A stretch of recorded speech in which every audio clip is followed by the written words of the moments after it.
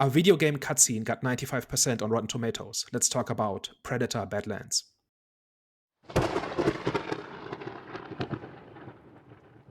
Hello, everyone. Welcome back. We are back, the Eye of the Storm podcast. So today we're going to be discussing or debating Predator Badlands. But before we get into that, you already know what time it is. Guys, what's the best recent thing that we've seen? I randomly watched a series called Sweetpea. It's got the same main actress as what's the TV series again? Fallout. It's got the girl from Fallout is the main actress in it. She also plays Jinx as well in one of my favorite animated TV shows, Arcane. But it's basically about like this girl who's a bit of an outcast, was bullied in the past in high school. There's a bit of a nobody, isn't seen by society, and then kind of becomes a serial killer and starts to enjoy it. And she's also like a reporter or a wannabe reporter, but is also overlooked in a job and is currently just a receptionist. And she's just kind of trying to progress her career, trying to become a little bit more visible, trying to like grow in confidence, etc. In doing so, starts to murder a few people. I think the show starts out quite well in that it's quite intriguing. I think the character is a little bit endearing. It kind of starts to unravel a little bit. Like later on, it's only 6 episodes, and it quickly loses steam at about like episode 4, 5/6, where things get a little bit more predictable, and the writing kind of goes a bit funny, and it kind of starts to become a little bit less realistic, and you kind of start to stop believing kind of what's going on. But it's still, if you're just looking for a quick series, a quick sort of 6 episodes of something to kind of quickly binge on a weekend, I think it does the job. I think it's kind of fine enough without really kind of doing anything spectacular. I'd recommend Sweet Pea. That's my recommendation for the week. Well, my recommendation is an Amazon Prime series called The House of David. If you really want to know what happens with David, you can read your Bibles in Samuel's. I think it's chapter 2, I believe, and maybe chapter 3. But yeah, The House of David is a biblical series. What recounts the history of David. Obviously, if you know the story between David and Goliath. It will cover Goliath, but it's mainly revolving around David and how he kind of like, fulfills his destiny that God has for him due to King Saul's downfall. But yeah, this is pretty good. Like, it's really, really good. It's action filled and it's like the drama is really good as well. Like, there's a lot of snaky business going on, so it gives you kind of like a Game of Thrones time. But anything that's based on the past and in those type of settings, it will give you that type of vibe. But I'll say House of David definitely is my recommendation. I would recommend for people to watch this. It came out quite long ago, but I don't know why I didn't get onto it, but I'm onto it now. So I watched kind of two things that are worth recommending. The first one is the pilot episode of Pluribus, which has been making quite significant waves. The story is essentially that this No, frustrated. Daniel, don't. I know you want to recommend it. I'm like plurables. I kind of want to go in completely blind. You can recommend it. I might just take my headphones out and just not hear it. Maybe do that because it's a bit Yeah, lame to recommend something and then not say what it's about. exactly. So I'm just gonna mute up and then I'll let you go through it and then just give me a thumbs up when you're done. All right, so the basic idea of this is that this follows the story of a frustrated novelist who finds out that the entire world has been taken over by an alien hive mind, kind of. Turns out that she is one of the 11 people in the world who are immune to this mind virus that has turned everybody into a hive mind. She now basically has to live in this world. I'm not really recommending this yet because I've only seen the first episode, and it's easy to make a strong first episode and then have the rest just go to crap. And so I don't know if that is what's going to happen here, but the first episode is really quite solid, strong acting, strong writing, with not really any significant deal breakers. So that's just a general thumbs up, and I recommend it or not after I've seen the whole season, but the pilot definitely made me want to see the rest of the season. Yeah, I watched the first 20 minutes of it. Didn't get to watch it fully, but okay. Yeah, it's definitely worth checking out, and I hope the rest of the season holds up. I think so far 2 episodes are out, and only the first one is free, so that's what I've seen. But yeah, I'm cautiously optimistic.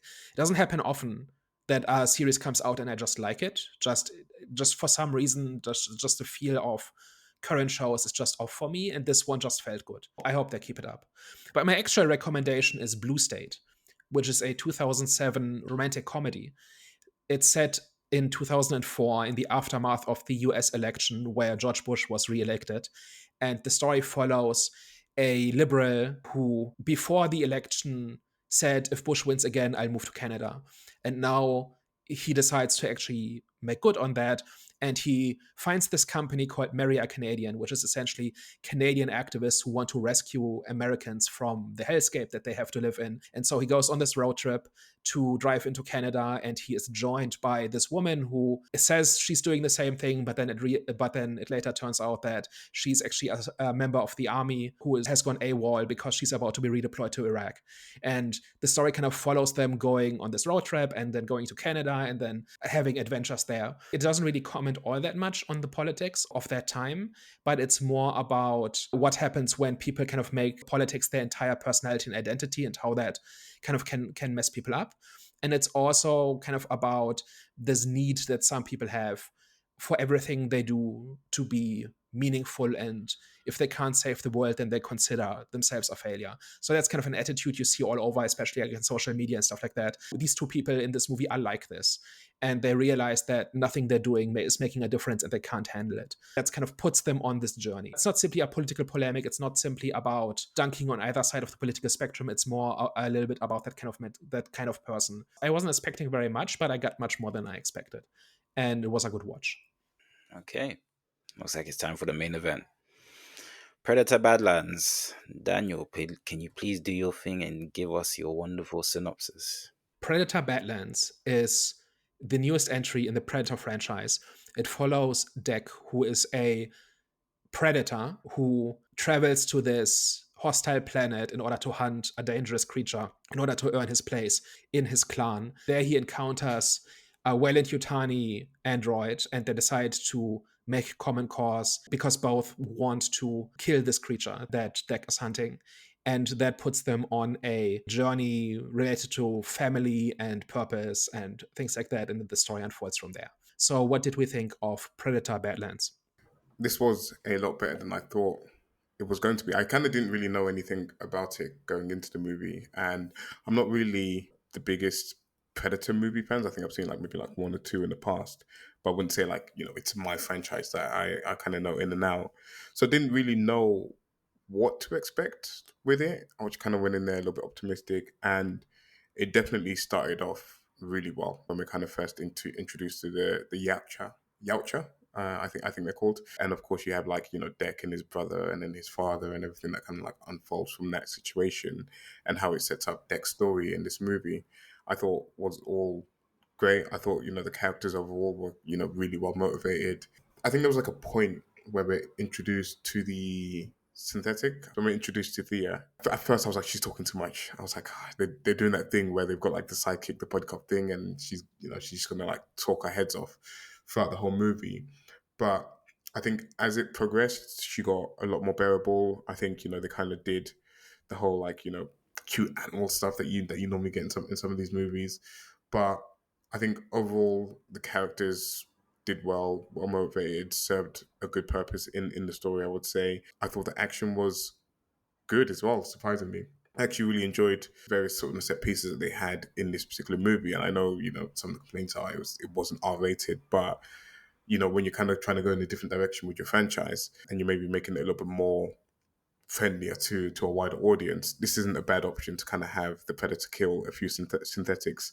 And I will say as well, actually, the sort of the bad, I think is it the Badlands or wherever, like the wasteland that he ends up on, I thought was great as well, in terms of, you know, the first like shot that you see of it, and you see like so many things just kind of alive in the background, and even on the planet, like it just kind of felt like you could be killed by anything, and it was like a little bit creative or a little bit different to kind of what I normally see in some of these movies when they're trying to kind of visit different planets and different worlds. So I think overall, I'm very positive on the movie. This was a very pleasant surprise, I would say, and enjoyed it a whole lot more than I thought I was going to. Going into this movie, my expectations for it was to receive a similar to an Avatar type of experience. And I think with this one, I got just that. I went into this film not really expecting an in-depth story. However, I felt like the character's motivation was enough to keep me engaged in terms of the world that we'll see, and like the aesthetic, especially the aesthetic of the Predator. That's what gave me more of an enjoyment into what I was watching. I'm gonna stop there. I will get into it later, but I had a good time with this film. Yeah, so I've said for a while that the Predator franchise is kind of looking for an identity.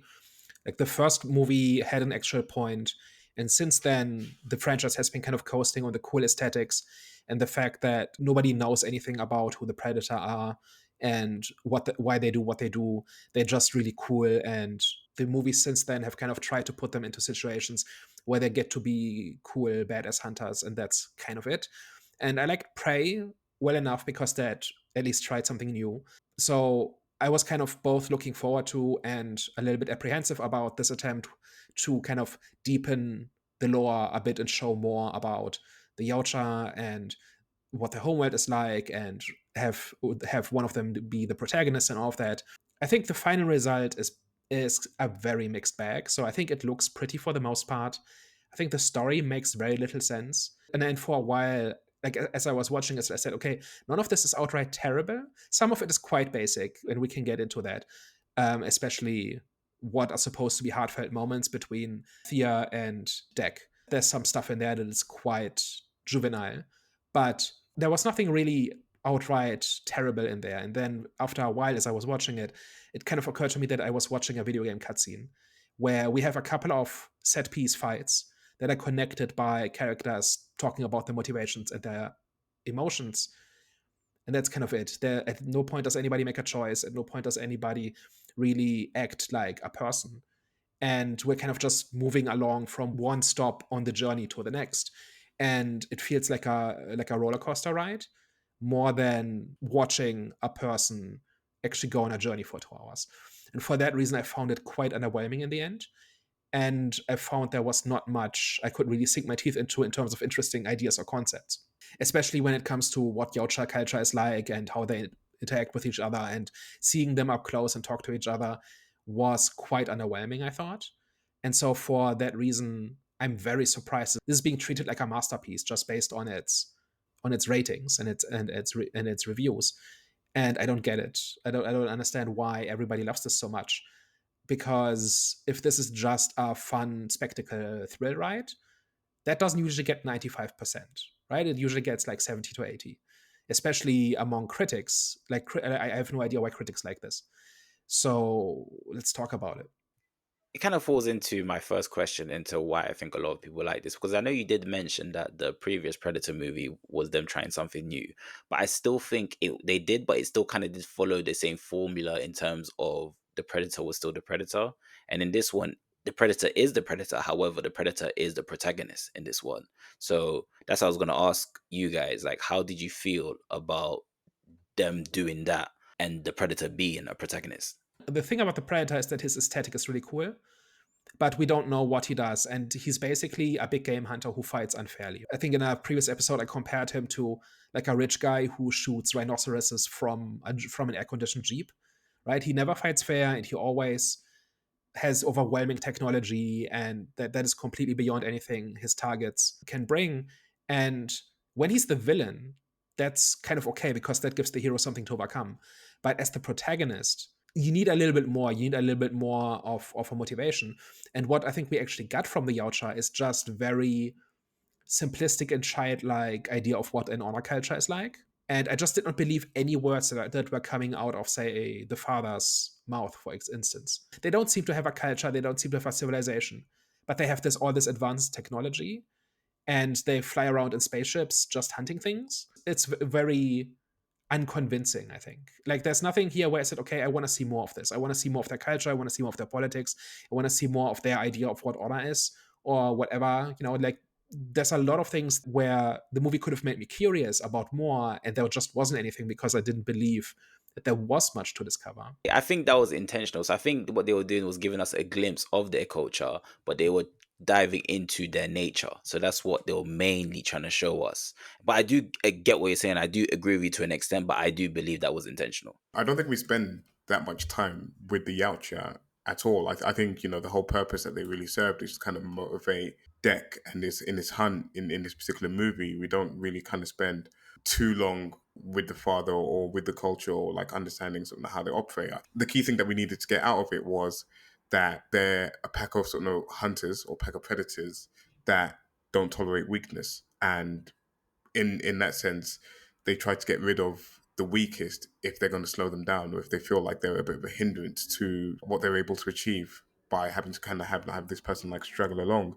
So whilst I agree with you that we didn't get too much of that insight, for me, I was the opposite. I was more intrigued because of what we saw. I was more intrigued. I was like, okay, this is like this interesting. He now has to like go on his big game hunt and try to like prove his worth. But in that journey of him trying to prove his worth to his father, he kind of then realizes this is not like the culture that he kind of wants to be part of, and like, you know, understanding that there's different types of predators and there's like different ways that, you know, people hunt, and all of this is kind of a little bit juvenile. But I think in this type of movie, I don't need it to be super deep. I don't need it to be complex. I just need you to properly motivate the characters and give just about enough substance as to what they're doing without really like, you know, trying to kind of drive home about, you know, any particular message. As long as I understand why characters are doing what they're doing and where they're trying to go and what they're trying to achieve in this type of movie, I was super happy with it. Because a lot of movies don't do this. A lot of movies will skip past it, and a lot of movies will kind of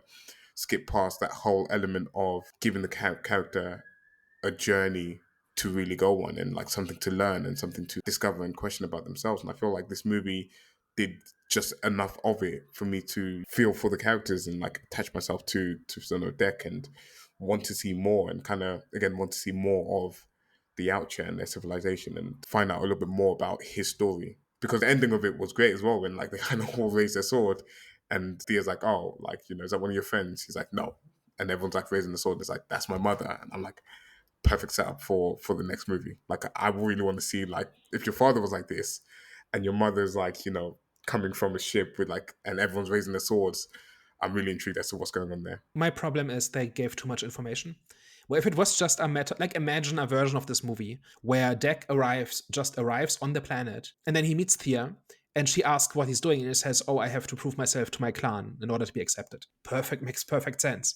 But when we actually see them interact, it just all falls apart, because I think these writers don't know what honor is, or what like a tribal society is like. A lot of societies have like rituals where you kind of become an adult and become a full member of society and all of that. And it kind of makes sense that like a hunt like this is that for the Yautja, right? And if they are not strong enough, then they die on the hunt, and then, you know, the whatever, right? But the father seems to want to punish Deck just for trying. Deck outright wants to prove himself, and he wants to be a full member of the clan, and he wants to make a contribution, and the father tries to kill him for the attempt.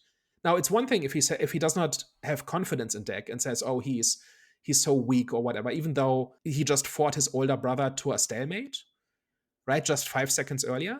So if he was at least inept as a swords fighter, and he's being compared to his older brother, and that makes him look weak, then I would understand why the father would maybe not have any confidence, but he outright tries to kill him.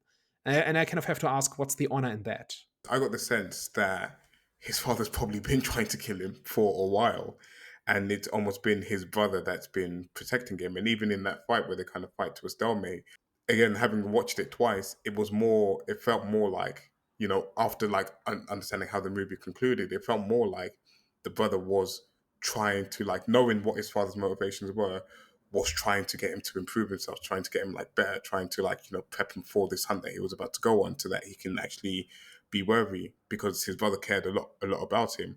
So in my mind, when I was like watching it a second time, it was almost like this father, like, he kind of like, again, you know, everyone kind of complained about Deck's design in this and how he didn't really look like Predator, and like obviously the movie then explains he's a bit of like a runt of the litter, and he's like, you know, weaker and like smaller than the rest, and like he's also young. Those are features of being young. I think those complaints are nonsense. That was really confusing about why is the father sending him on the journey that he just killed his only. He's essentially killing both of his sons, right? Because he expects Deck to die, and he just killed Quay himself. So now he's probably out of sons, right? You would think, well, I mean, we don't get enough information about the rest of it to kind of really know. There may be another one, right? But if he kind of comes across as kind of the chief, right, as kind of the big leader, and killing all your sons is kind of like politically spicy. You know what I mean? Like it seems like such an overreaction and such a misguided way. Like, why not simply send Deck to this really dangerous hunt, fully expecting him to die, so that at least he's rid of the embarrassing loser son and can focus on Quay probably. right? You can kind of, if you read between the lines, you can see that he likes Quay a lot more, and he thinks Quay is the better hunter and the better warrior and whatever, right? And why does the father say, yeah, go hunt this creature and make me proud, fully expecting him to die, and then he comes back and against all odds? Like, would that not have made more sense? But then it kind of goes back to the whole culling your weak thing, which they kind of explained in this movie, is that, in certain sort of animal kingdoms or whatever it's called, it's normal to cull your weak and to like kind of kill anyone that you think you deem to be weak. And of course, like, he's going to go on this mission and you kind of fully expect him to die anyways. Which again, like, I kind of agree with you, but I think my first thought is that they used it as a way to kind of motivate Deck and kind of motivate the character's journey that he was going to, because, like you said, the father could have just let him go on this. So, like, I do agree with you that it was a kind of bit of a cop out that they had the father kill him, and they probably could have found a better way to motivate or to like engineer that particular situation. I don't think that was a cop out. I think that was a necessity, because we've seen the father was a representation of predator nature, and obviously we saw what happens when you go against that with what the brother did, which obviously paved the way and opened the doors for Deck's character arc. So I don't think that was a cop out at all. I think that was very much necessary. It's not a cop out because, like, with every kind of start to a story, you kind of need like your inciting incident to really set the character journey going. I just feel like they probably could have done it in a way where you don't question why it happened. Again, because, like, if you're going to kill him and he's going to hunt the biggest game that, even the father's scared of, then you can just kind of like let him go up and let him go die, basically. So it's not like a cop out to motivate Deck's character through that incident. It's just there's like holes in the way that it played out, basically. But I still agree that it was kind of the right thing to, for the audience anyways, in a movie like this, to have it just like motivate Deck's character and his journey. But is he that much of an embarrassment? Because in the very first scene, he fights Quay, right? And they seem to be pretty evenly matched. Like, Deck loses, but not by much. He does not, and throughout the rest of the movie, he seems to be competent. He seems to know his stuff. He's a good fighter. He knows how to use these weapons. He's a halfway decent tracker. Was I just asleep, or is there just nothing in the movie that suggested Deck is all that terrible at what he does? I was confused as well at that, because he killed the Kalisk. Well, he technically almost like beheaded the Kalisk, and obviously the Kalisk kind of cheats and just like regenerates anyways. But I'm like, you have to be a certain level of skilled fighter to be able to take on the Kalisk, which other people are afraid of.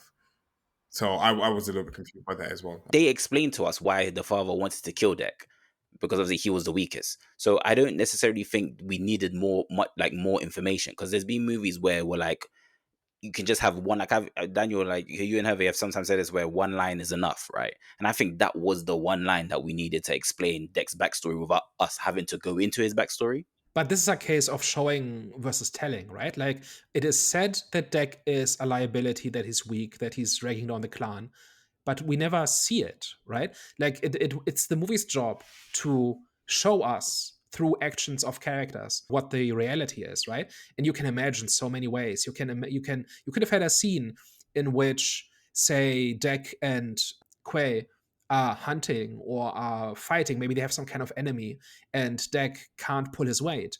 Like, he keeps missing, and somebody gets killed because of this. And it's clear that the clan is weaker because Deck is in it.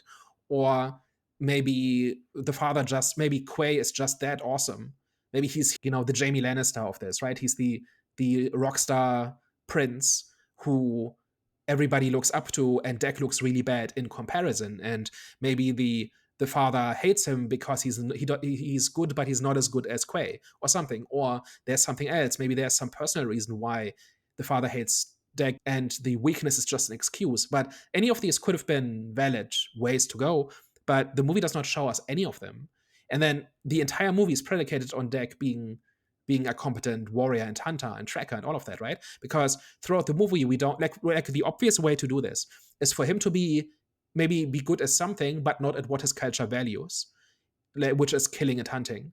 And by teaming up with Thea and the baby Kalisk, he can use other skills to succeed. Like, that would have been I'm not saying the movie had to do this, but this would have been the obvious way to do it, right? That he is good at something, but his culture doesn't value it, and therefore he's viewed as weak when he really isn't. Just to say within Game of Thrones, like Littlefinger is an awful knight, but he would have been a great banker in our world, right? But his society doesn't respect his skills. You know what I mean? Like it could have been something like this, and it could have been a whole bunch of other things as well, right? But I'm just saying the movie doesn't show it, because what it does show us is that Deck is actually quite good at killing. I think, yeah, I hear what you're saying. And I think they did try to show us his weakness during the dialogue scene between him and his brother when they were fighting, because there were times where you could tell his brother wasn't really, like, especially remember the scene where he had his back turned to him when Deck nearly fell into the pit. And then during that scene, already that's kind of showing disrespect in a way. And you know what I'm saying? Like that's like do you get what I'm saying? So I think even during the scene as well, he was training him and telling him, because obviously Deck was trying to be more like his father, but he was saying be the opposite of that and just be you. Just throughout that scene, I do believe that was them trying to show us that Deck is not, on the same level as his brother, yet alone his father. But I do hear what you're saying. It wasn't, they could have done it way much better, because that scene, he was still doing good. We could still see he was strong. But I think in comparison to the rest, especially with how his brother was behaving during the fight, you could tell his brother wasn't going all out. You know what I'm saying? Especially when he had his back turned to him and Deck, he was open for attack and Deck still went for him. So that told me, yeah, he's not on the same level as the rest. Yeah, maybe it would have been good to see some other predators. Just see how they hunt. Just give us an entire squad and show us what is expected, right? Because we only really see two others. Moving on a little bit, one of the huge themes in this is family, right? So Deck obviously is entirely motivated by proving himself to his family, to the point where only by living up to his clan standards can he even be a part of the clan, right? It's never quite explained what it means for a Yautja to not be in a clan. I think, like, as I was watching it, I was thinking, shouldn't we see like a Yautja who went to Genna and failed and now has to live as an exile, and maybe Deck can see what is in store for him? You know what I mean? Like that could have been. Like, I'm not saying it had to do this, but wouldn't it be death? Because it's almost a case of, especially the way that Deck was so into the beliefs of the clan, was that it's either kill or be killed by some what he was hunting. So I don't think there would be an example, unless it was like someone that decided to go rogue and was like, actually, I'm not going to do this, and I'm not going to go back, because if I go back, I'll probably end up getting killed anyways. I'm kind of picturing somebody who tried to kill, say, the Kalisk and realized I can't do it, and I'm not gonna commit suicide, but I also can't go back because the successful kill is the only way I can be a member of my society. So now I have to go into exile. It's just an idea, right? But like the idea of family, right? So Thea, she's a robot created to go onto these missions, and she views Tessa as her sister, and then Tessa betrays her essentially by treating her as disposable, treating her as a tool, and so on. And then we've got like the baby Kalisk, right? Is it Bud, right? Who at first just seems to be some random, the cute sidekick monster, but turns out to be the child of the thing they want to kill. So all of these characters are kind of orbiting the idea of family, right? And in the end, they come together as a found family. Did that work for us? Did that do enough? I think it worked for me. Especially because, again, like I said, I didn't quite like Thea when we were first introduced to her, but I think over time, I started to kind of warm to her a little bit, and I kind of just like loved how she kind of pushed back on some of his beliefs, and like kind of made him realize that, again, it kind of ties back to his brother, when they were fighting. He was like, you're fighting with all this rage, trying to be like your father, and like, just be you, essentially trying to kind of tell him, just be yourself.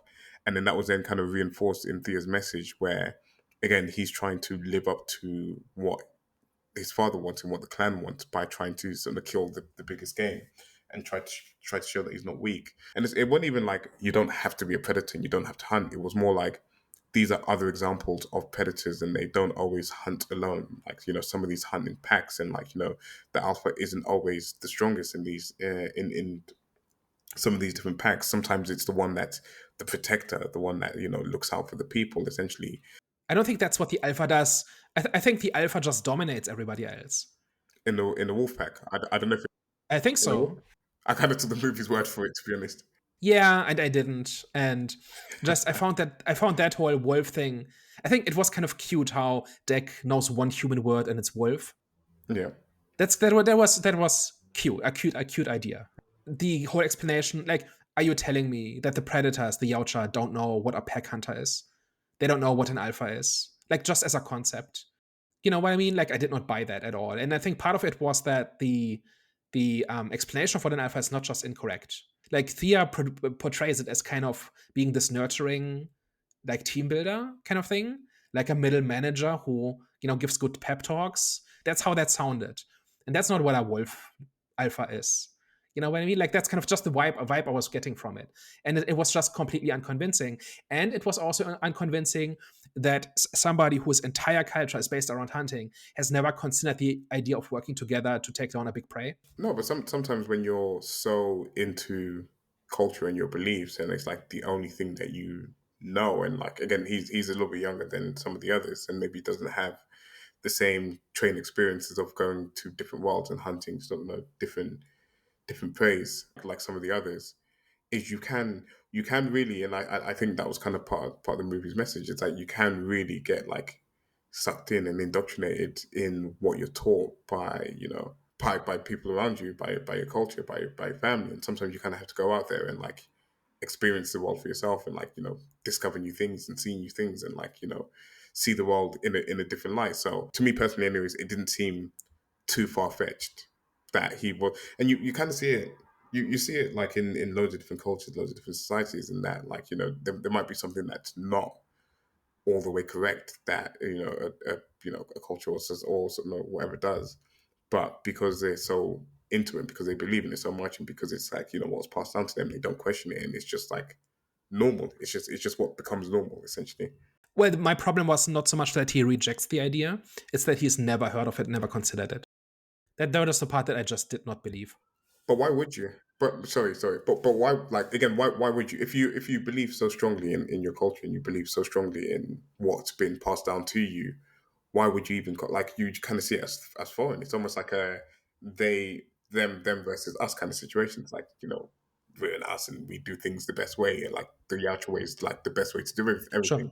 and like kind of like it doesn't matter about the rest essentially. I don't know.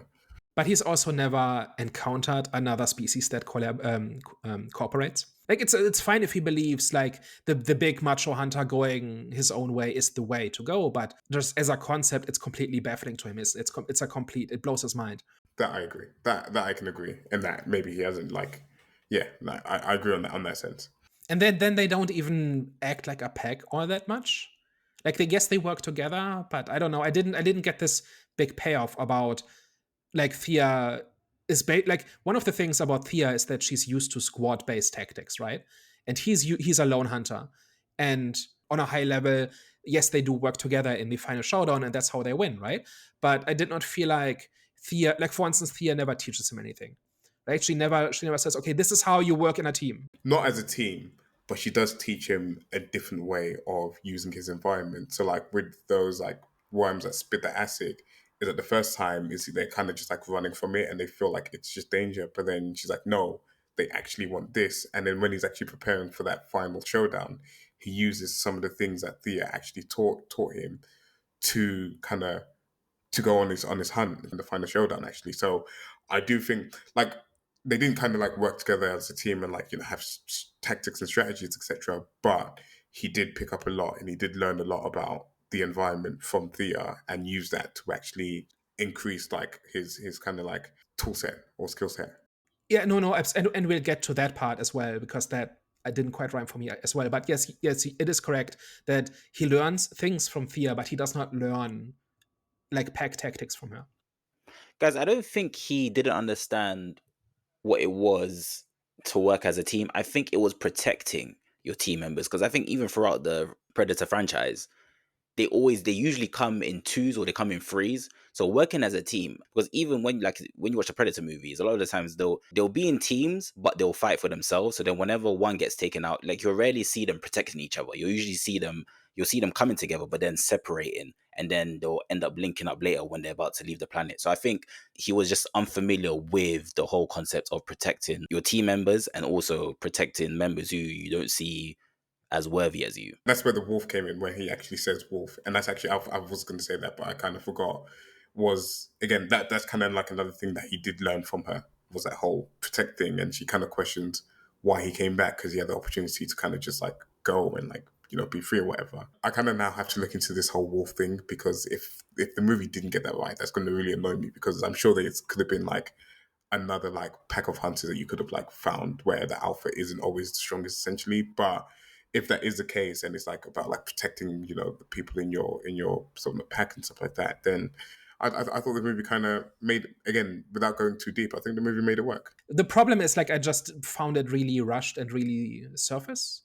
And yeah, this was kind of just a detour on my way to complain about the theme of family, right? So another example of things being rushed and not really ringing true is when first of all, Thea learns the idea of Tessa being her sister from Deck, right? Like, she talks about Tessa and how basically she wants to get back to her and how they've been through all this together. And then Deck asks, is she your sister? And then she acts as if she's never had this thought, right? That, oh, yes, now that you mention it, yeah, we're kind of sisters.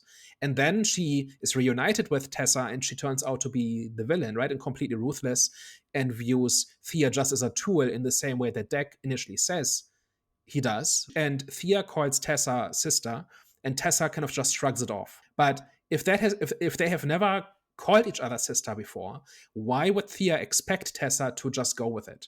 Like, she doesn't try to convince Tessa that that is what they are. She just says it, and then when Tessa doesn't react or doesn't embrace the idea, that is when Thea takes it personally, right? And realizes, okay, Tessa is not on my side. Is there not a step missing here?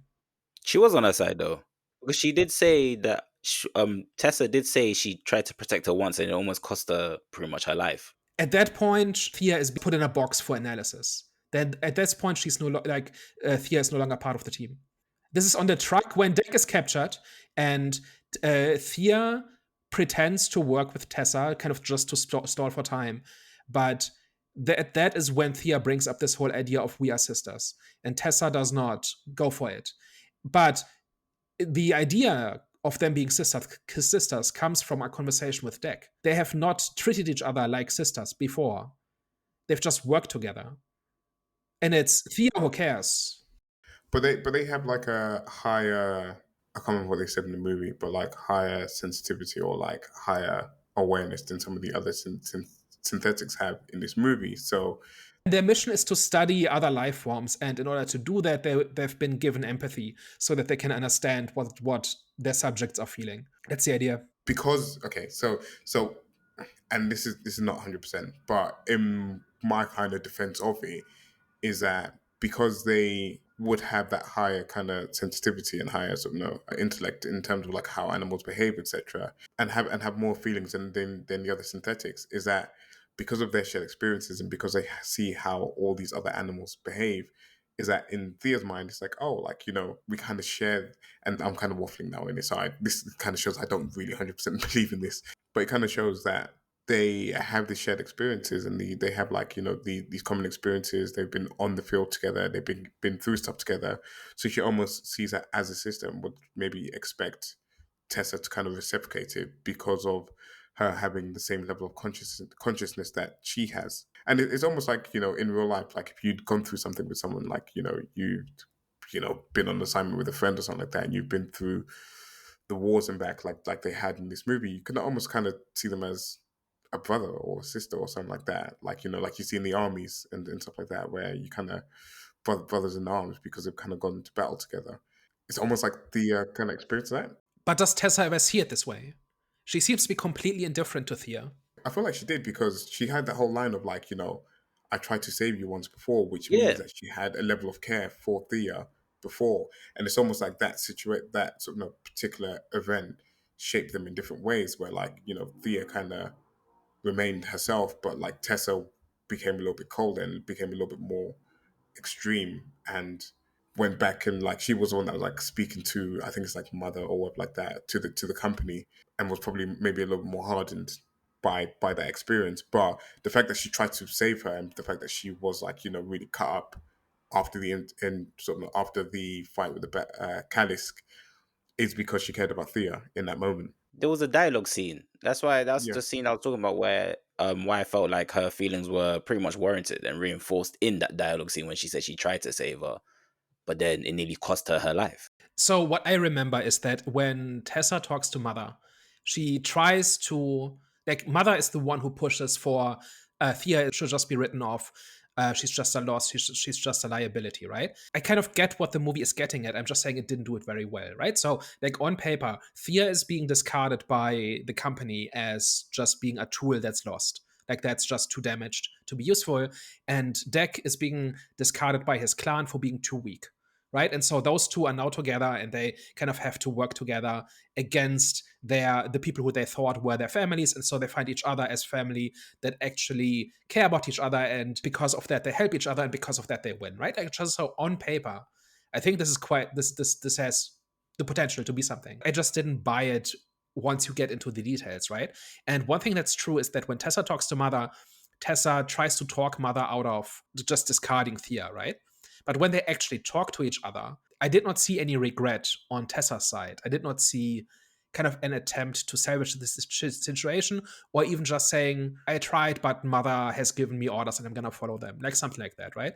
Like, I was just missing that, because she did not seem to be the same person based on what Thea has been saying, right? And so their perception of their relationship seemed to be completely opposites.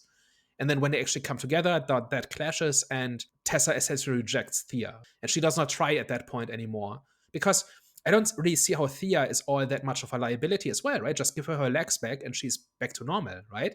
And the only reason she failed is because she was the only survivor in the attempt to kill the Kalesk, which is a creature that is known for being unkillable. So her crime is failing to kill a thing that can't be killed, and then she gets no second chances. You know what I mean? Like, yes, and like, this could just be like the company is just stupid, in the same way that the clan is stupid for discarding Deck even though he's a perfectly fine warrior. And I get that that's kind of the point, but just the way characters act and the way they talk to each other, I don't like, just did not ring true for me. When Tessa became colder was after when Thea tried to stop her from killing Deck. So before that, they were pretty much cool, and they were like, the chemistry it wasn't, of course you could still see the difference in terms of their personality traits, but it was still cordial, and you could tell that they were still like a team, like they were still sisters in a way. But then after, when, like I said, after when she stopped her from killing Deck, that's when it triggered the whole, okay, no, I'm not gonna save you anymore, you're done, pretty much you're dead to me. Yeah, I remember it differently. I remember Tessa not giving Thea any kind of chance. Yeah. No, I don't. Yeah, I think it's just like maybe like a memory thing, because like Jonathan said before, the whole like her helping Deck escape, it was a little bit warmer than kind of maybe how you're remembering it. Where I think you kind of see the interaction as being cold throughout, and I don't think it was. And it wasn't until she helped Deck escape where she was like, oh no, you're actually you like need to be disposed basically. But before that, it did seem like it was much warmer than what it was. Yeah, okay. I think what I was looking for, maybe that made me distracted and I missed like a line or something, was that I didn't feel like there was like a really pivotal decision point. Now there is kind of when Deck is kind of restrained and Wayland Yutani is kind of cutting him off to be studied, and Thea makes the decision to betray her family her old family in order to save her new family, Deck, right? Deck, for instance, I don't think has much of a decision to make, does he? I think he does. Yes. I think for me was when he chose to save Bud's mom. Because I honestly didn't know what he was gonna do at that point, even though I do like, yeah, him and Bud pretty much, became, well, brothers or whatever. Became like some sort of union. But I didn't know what that now meant for, his main plot, because I was like, okay, so now who is he gonna bring back to, his father?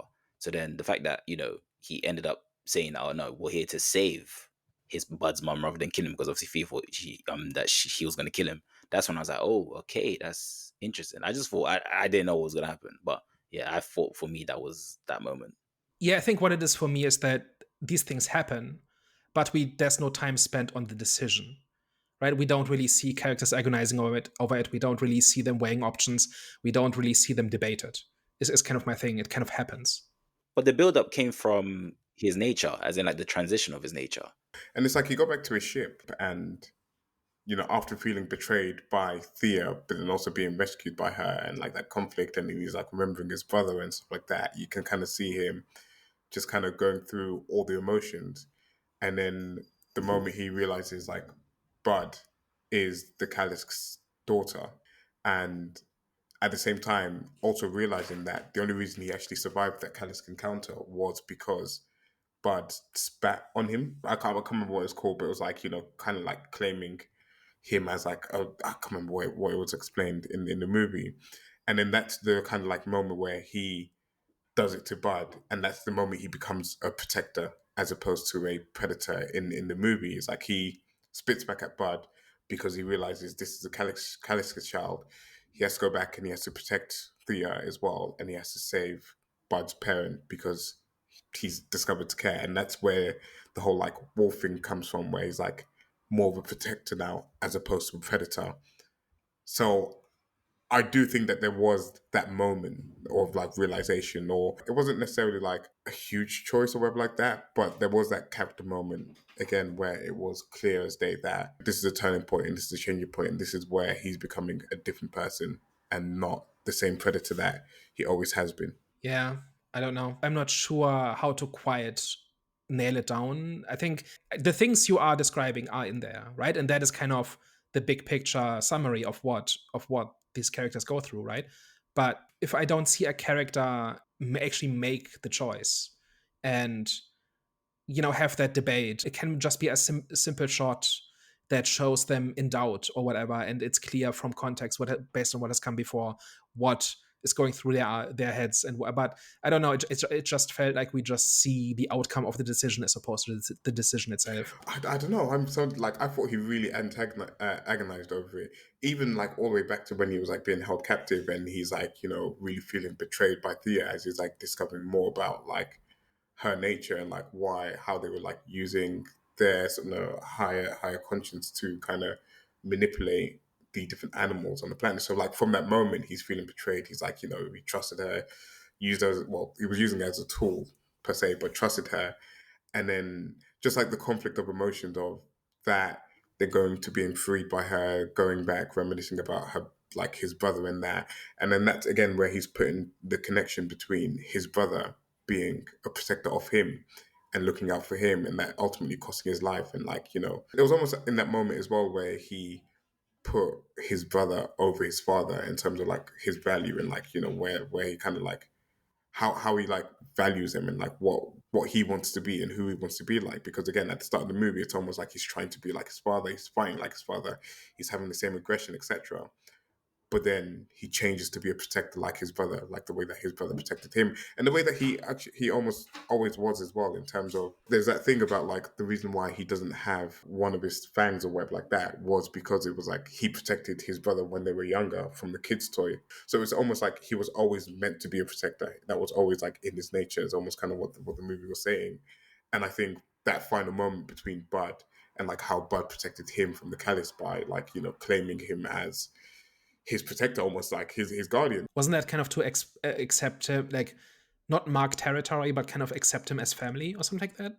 Like it wasn't really about being a protector. It was more like we are family now. That yeah, I guess, but that's still kind of him like marking Deck as family protected him from the Callus and protected him from dying essentially. And then again, that then kind of just feeds into that ultimate, this is who I'm going to be and this is what I'm going to be moving forward. Because again, he didn't have to go back to save the he didn't have to go back and like try to kill the Callus again or whatever like that. He was like in that moment making the decision of being a protector. If you get what I'm saying, like I don't know, I kind of feel like the movie did really lay that out quite well. There's a scene between him and Deck and Thea where she asks what happened to your brother, and then that's when kind of like the internal conflict started, and that's where the transition when his nature was gonna commence. And then of course he revealed to Thea that he died trying to protect their father, killed him, and he died trying to protect him.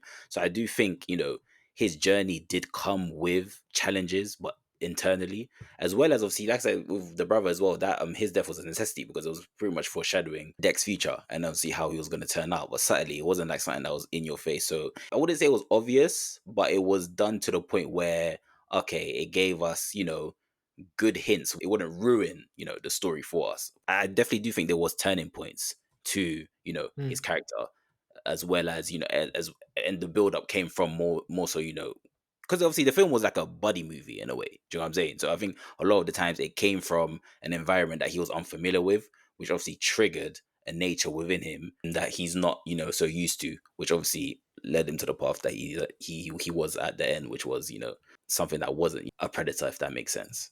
Yeah, I don't know. It just felt like I think the bottom line for me is it felt like steps were being skipped, and I think that is kind of why it didn't quite work for me.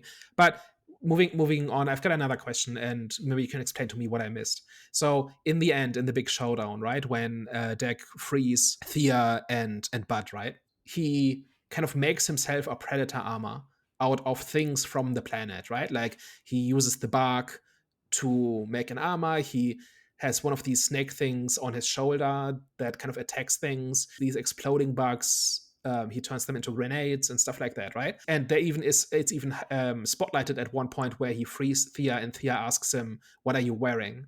And he says something kind of to brush it off, but it's clearly supposed to be kind of a culmination of his journey, right? And it is embracing his environment, right? And it is embracing the deadliness of this planet. And another aspect of this is that Tessa at this point is using predator weapons, right? She has the shoulder cannon at one point, right? And he doesn't have that. And his whole thing is about he needs to earn that from his clan and by doing these successful hunts and whatever.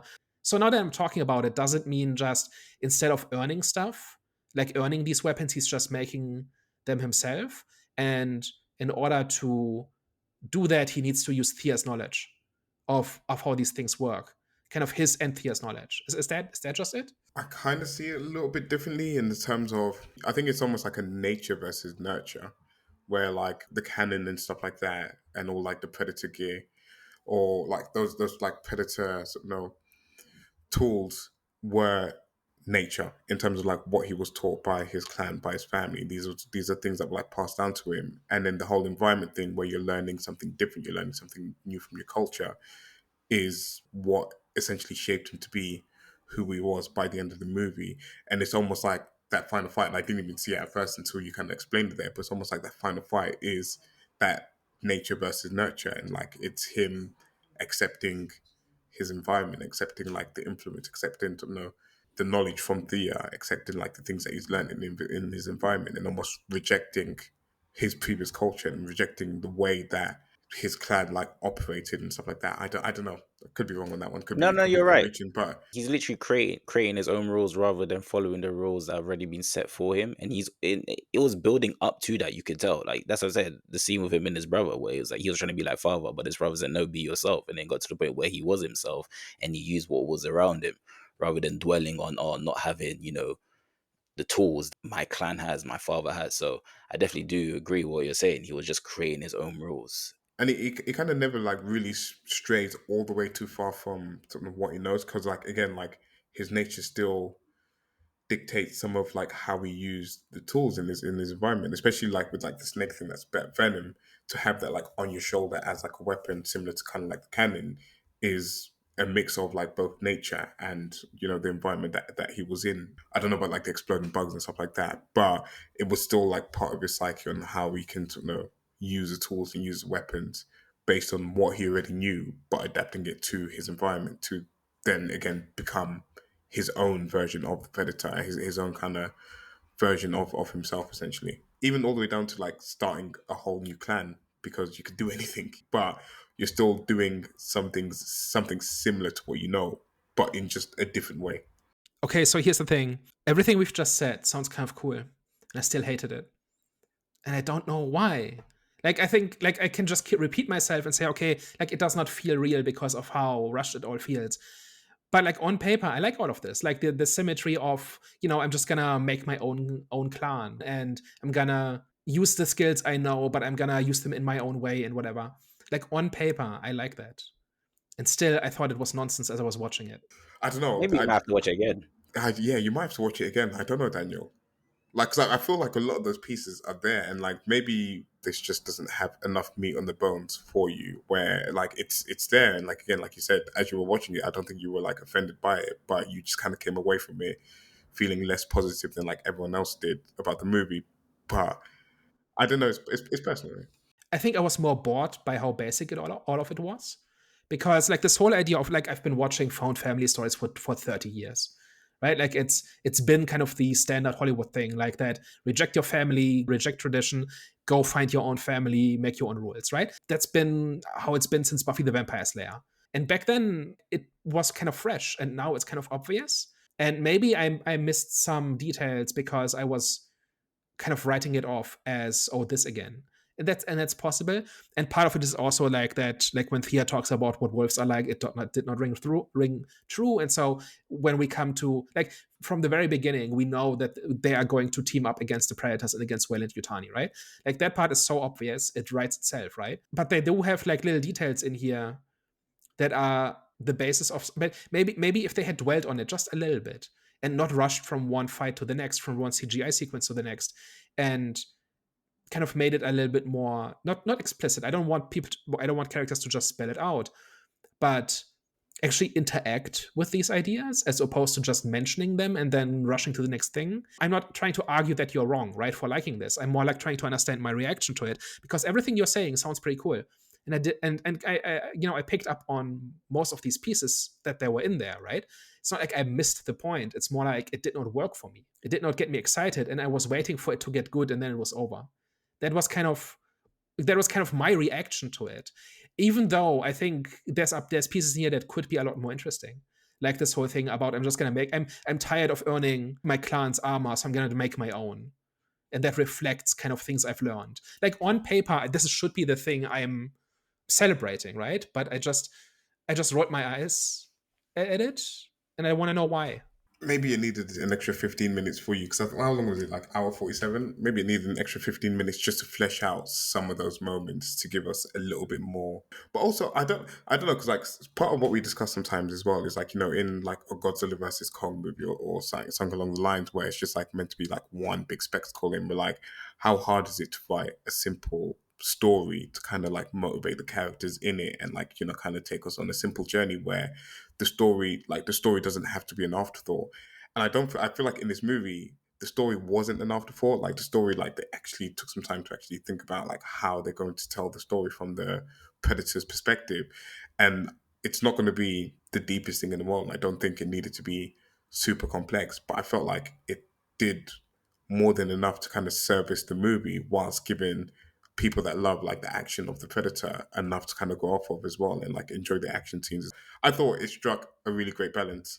You might need to watch it again, you might have a different reaction to it. Maybe you watched it at the wrong time, and that's actually, to be fair, that's actually wrong for me to say, because it's not for me to say that you're wrong in your opinion, you're wrong the way you feel, because like there's plenty of movies I've watched where people love it, but it just didn't hit me the right way. I think the recent one that we did was the 30 Days of like Night, where I just didn't kind of jive with that one, even though it had all the right pieces in there. So for me, it had everything that you would kind of want in the movie, to be honest.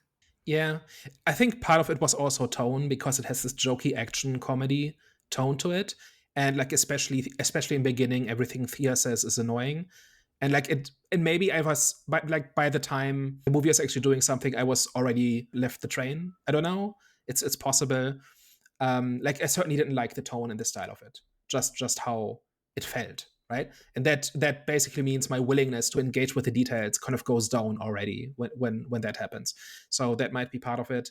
I think they had moments of humor and there was a bit of a comedic tone to it, but I think there was a good balance. It did for me, because it felt like every Disney movie over the last 10 years. Like it felt exactly This one, distinguishable.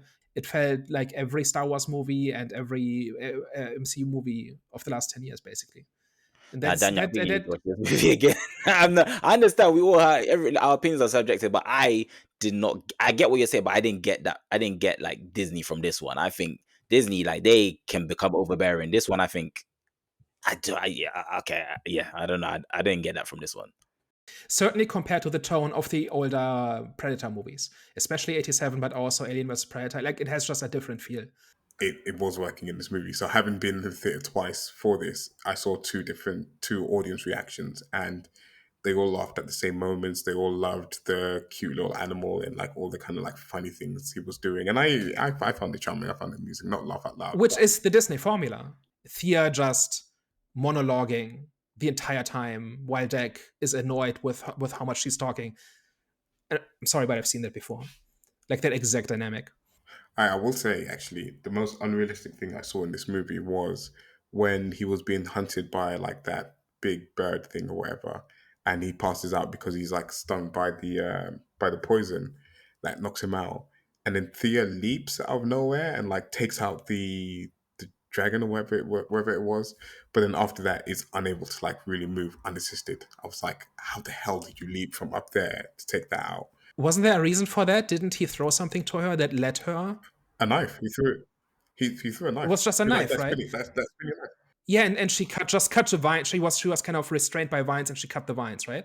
Okay, Yeah. but then I don't remember how she got to him. But she just leaps. Like the thing's about to attack him, and she just leaps out of nowhere, and then is then unable to move afterwards. I was like, wasn't explained well. But yeah, I did like a lot of the action. Just the like when the legs just start taking out the guards. Like when Thea's legs are just on her own. That was kind of like a action comedy moment, but it's at least something not I've like disembodied legs taking out guards. That's not something I've seen before.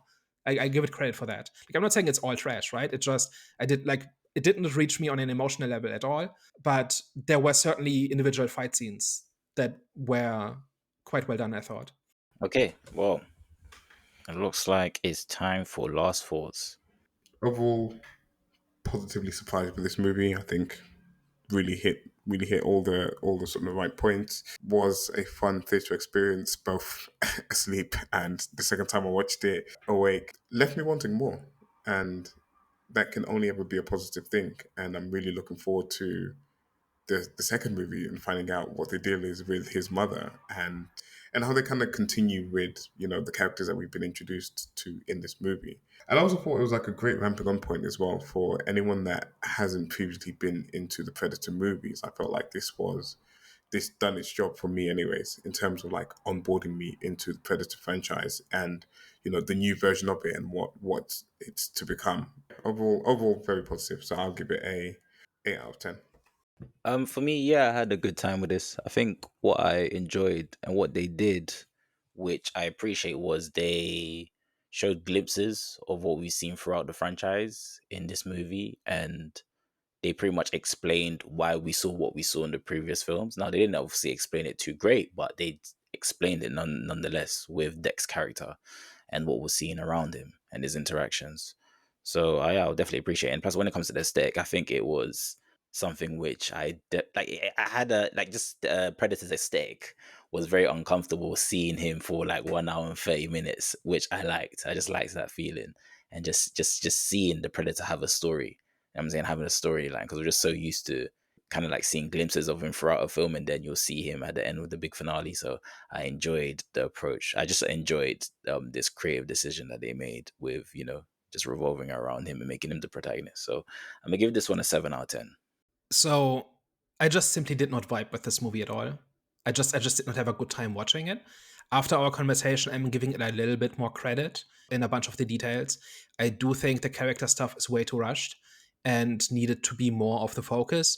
I think the Yautja culture is very uninteresting and very basic, and I think the found family stuff, I don't know, there's just not enough meat there.